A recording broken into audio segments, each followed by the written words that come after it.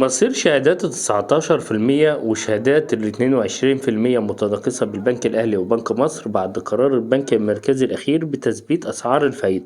تعال نشوف التفاصيل، بس قبل ما نبدأ الفيديو يا ريت تدعمنا بلايك للفيديو وتشترك في القناة وتفعل الجرس عشان يوصلك مننا كل جديد. ما تنساش تاخد جولة في القناة فيها كل ما يخص البنوك واستثمار أموالك أفضل استثمار، من أول 1000 جنيه لأسفل الفيديو وفي أول تعليق. الفيديو القادم فيديو هام جدا، فما تنساش الاشتراك وتفعيل الجرس. بعد اللايك والاشتراك تعال بينا نشوف الفيديو الجديد. اجتمعت أمس لجنة السياسة النقدية بالبنك المركزي لتقرير أسعار الفايدة لشهر مايو 2023، والتي قررت الإبقاء على سعر عائد الإيداع والإقراض لليلة الواحدة وسعر العملية الرئيسية للبنك المركزي عند مستوى 18.4% و19.4% و18.75% على الترتيب، كما تم الإبقاء على سعر الائتمان والخصم عند مستوى 18.75%، حيث أوضح البنك أنه اتخذ القرار على عدة عوامل، منها نزول معدل البطالة من 7.4% إلى 7.2%، كما تباطأ معدل التضخم السنوي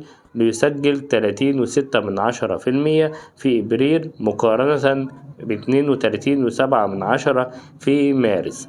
وأوضح أن اللجنة ستتابع عن كسب المخاطر المحيطة بالتضخم والتي نجمت عن اضطراب سلاسل الإمدادات وغيرها من العوامل والتطورات الاقتصادية الأخيرة، وأن اللجنة لن تتوانى عن تعديل سياستها من أجل تحقيق هدف الاستقرار في الأسعار. ومنذ صدور القرار وبدأ الكثير من العملاء بالسؤال عن شهادات 19% وشهادات 22% بالبنك الأهلي وبنك مصر، وذلك بسبب تخوفهم من إغلاقها بعد تثبيت أسعار الفايدة بالبنك المركزي. عادة بعد قرار البنك المركزي وتحديد أسعار الفايدة بتجتمع لجنة الإيليكو بالبنوك لمناقشة أسعار الفايدة وتقرير مصيرها، وكل بنك بيصدر قراره المناسب لاحتياجاته من جذب العملاء. إما عن تأثر القرار فنحن نتوقع استمرار الشهادة فترة لامتصاص السيولة النقدية بالسوق قبل إغلاقها، وهذا توقع منا، فتابع معانا القرارات القادمة من البنك هننزلها على القناة. فما تنساش الاشتراك وتفعيل الجرس واللايك للفيديو.